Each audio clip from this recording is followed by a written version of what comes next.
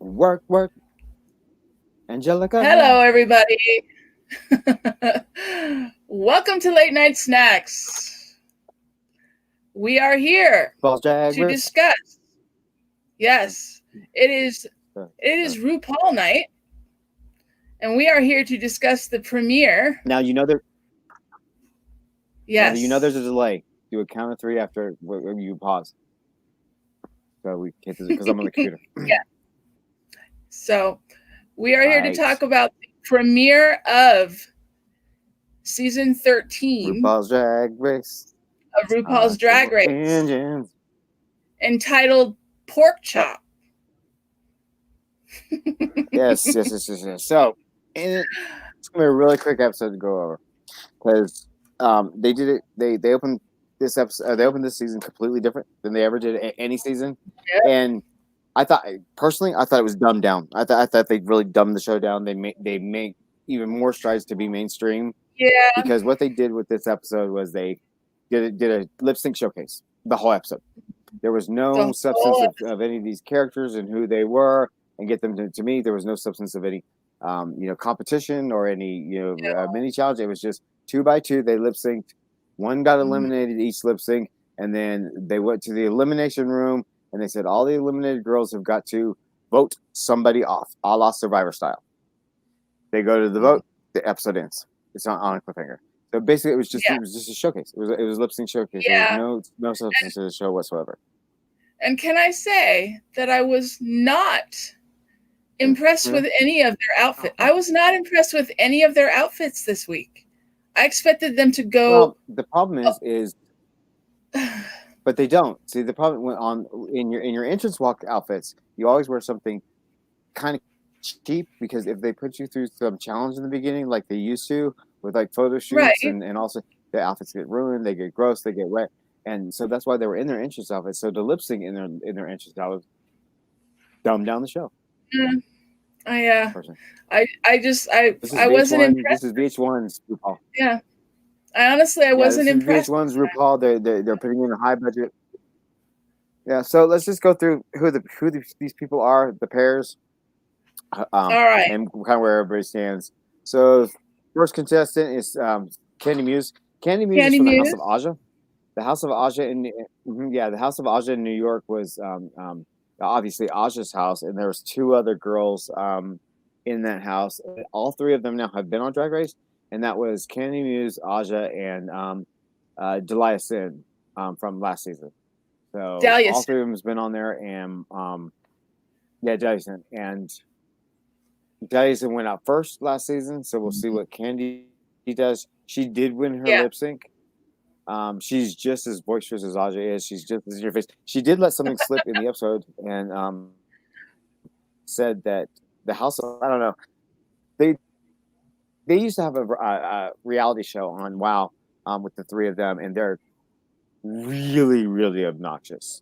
It would be hard to be in the same room with all 3 of them for more than an hour. Yeah, they're really in your face. Aja has gone on to do really amazing things with Drag Race, so we'll see what Candy can do. I think Candy's the most boisterous of them all.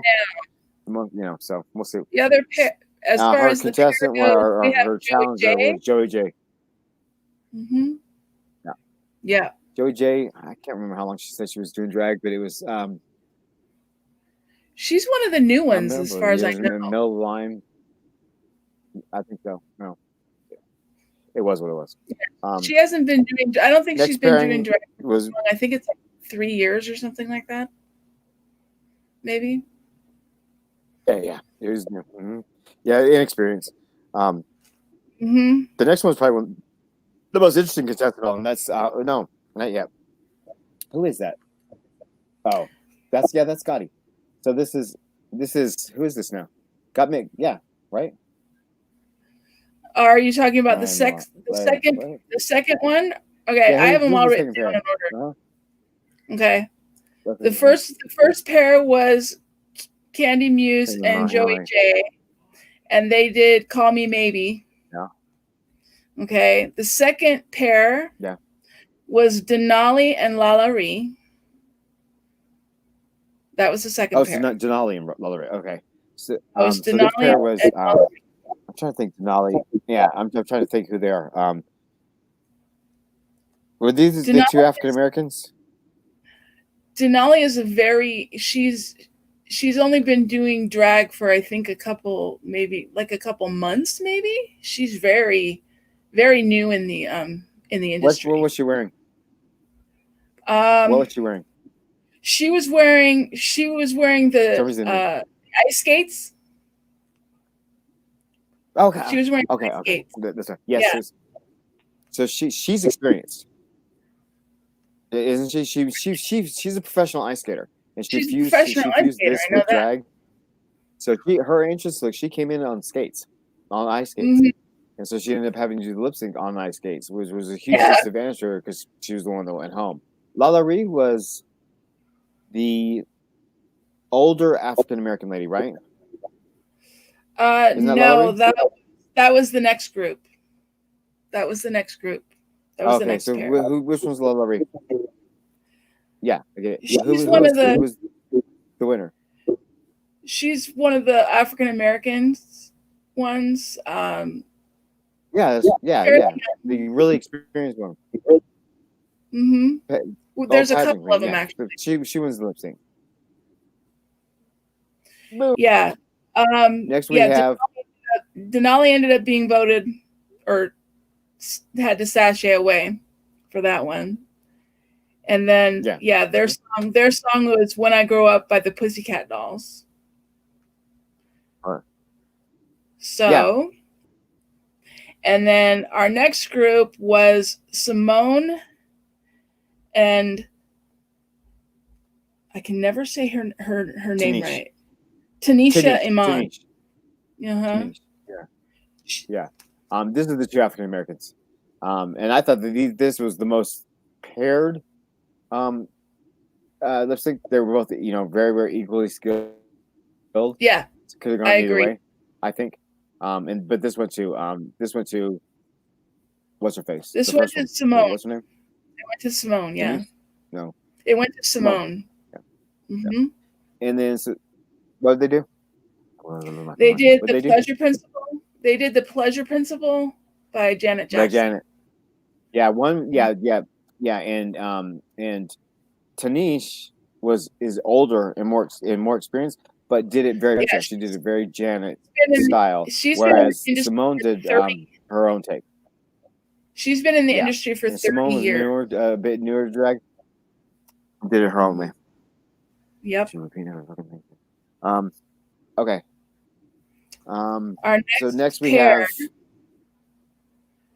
Our next pair was Got Mick and Utica Queen. Here she is. Okay. So this is the most.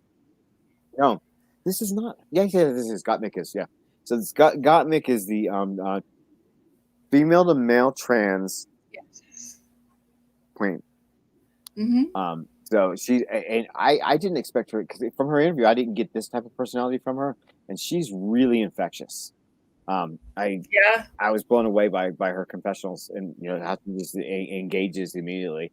She wasn't that outgoing, that engaging in her original interview. She's a little bit more serious. No. So I think she's one to watch for because I think in a workroom and stuff she's gonna be really, really engaging. So she wins the lip sync. Utica was more of a comedy queen. Kind of I kind of like. She's quirky, and I kind of like her a lot, though. Utica's funny. Yeah. Yeah. Yeah. Oh yeah, she's really quirky. They did Utica and they did Rumors by Lindsay Lohan. Yeah, they did Rumors by Lindsay Lohan. Who? Oh, okay. Yeah. Okay, so the next one was. The next one is Vivica Lux and Rose, right? Is Rose, yeah, Rose, and this is the first local bar drama that we've got. These two are from the same gig. Oh shit! From the same gig. I almost dropped the laptop. And so there's not from necessarily the same area in New York that they're from. So they do like in competing shows and stuff in the bar circuit. And so she, God damn it, he's not gonna stay up on the stairs. So the one is really experienced. Rose is really experienced, right? And she's known, right. and she was going to be in there, to be like, just to sweep this competition. And Utica comes in, and she's new, very new on this scene. And there's kind of they don't like each other in a way. Well, Utica mops the floor with that bitch. Oh no, this is Olivia. No, this pair is Olivia Lux and Rose. Oh, and Rose. We already talked about is Olivia Lux that moves on. Mm-hmm. Yes. Yeah. I'm sorry. Yeah, Rose is the more experienced one. The one that's on the side, we're going to sweep the competition, and Olivia Lux is the brand new queen. Same story, different name. Brand new queen that comes in and just wipes the floor with her. And that experience when she was just beside herself on how she got, voted out or whatever. That is, who's next? And then we had the last group was a group of three, which was Tina Burner, Kimora Hall, and Elliot with 2 T's. Elliot with this is an interesting group. This group is something eclectic. I mean, I don't know. It's strange. You have Kimora, who is the socialite kind of dynasty-esque gossip, love, and hip hop kind of persona that she puts on. Basketball Diary, whatever. And then Elliot with 2 T's is quirky as all can be. Yeah, and really unique way. And then who's the last one? And then we have Tina Burner.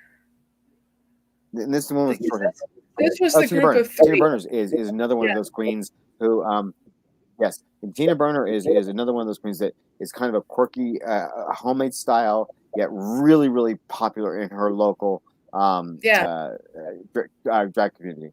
And so she's the one that wins. So you got this real comedy queen, you got this real eclectic queen, you have this gotham queen. Yeah. Mm-hmm. So she wins. Tina Burner wins. And so you got 2 groups now on the show. You've got the people who were voted at. Well, first off, the whole gimmick was you lip sync for your life, or you'll be the one to get the pork chop. And if nobody knows what the pork chop is pork chop was the first queen voted out in season 1, and she's always referred to as the first elimination. She's always given respect by RuPaul in the finale and all that shit. Right. So they named this little competition after her called the pork chop. So meaning they get separated into a group, and it's all the first voted out people. And then you have the winners, and they're sitting in the green room just absolutely beside themselves because they're so cool. And queens are just like, I'm the greatest person in the world because I won now. I'm off the floor with that bitch and yada yada. And so you got that dynamic going on where they're building up that storyline to sit there and boost this 6's confidence over the moon, where you're tearing these ones down. So you have this the eliminated group. They're told you're not eliminated. That was not elimination, but. And this is the first time this has happened in RuPaul, and I hate this tactic. They're going to vote someone off, a la Survivor style, and the Survivor vote is a personality contest. It's a popularity contest. That's all the Survivor vote is. What you're doing for somebody, who's cliquish, who likes who, and then that's a good vote out. And I think in reality shows that are competition based, where you need skill to compete, that this vote should never happen, because it's not fair on the other contestants who may be absolutely more talented and finish the challenge better or did the lip sync better or whatever, to just get voted out because somebody doesn't like you. And especially on the first episode, because you do that on the first episode, you're going off somebody's community reputation and not anything they have to do with the show, because that's all they know of each other is in their communities. So I think on a show like this, it's absolute utter bullshit. And I tell you, this is VH1's doing, because they're trying to actually get it sensationalized for ratings, because what they did is we're gonna have a Survivor vote, and what do I do and who do I vote for, and I can't be mean to her, and oh god, this bitch is going down, cliffhanger. And this type of reality show competition week by week should never end on the cliffhanger. You lose the momentum going into the next episode, because all somebody is concerned about going into the next episode is who won last week, and then you're not paying attention to the beginning, into the swing of the new episode. So this is so big. This is VH1 threw up all over RuPaul. Now I'm wondering if that's how it's going to be for the entire season. where no, I got it. No, they're gonna have to have comments. Oh, cliffhangers, baby. Yeah, it would throw off the dynamics of the show because the final runway has its own pattern. The final runway has always been the same since season 1. Exactly how it's presented, and if they throw this cliffhanger bullshit in there, then it's gonna be what it is.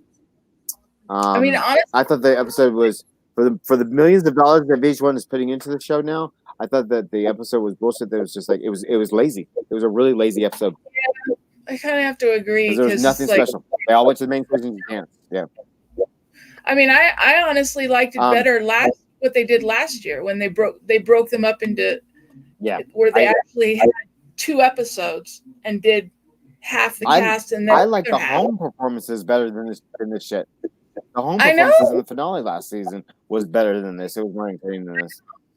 Yeah, it's so like we'll see what they do next week. But they didn't even try for this one. It's like, well, let's just throw whatever we want against the wall and see if it'll stick, kind of thing.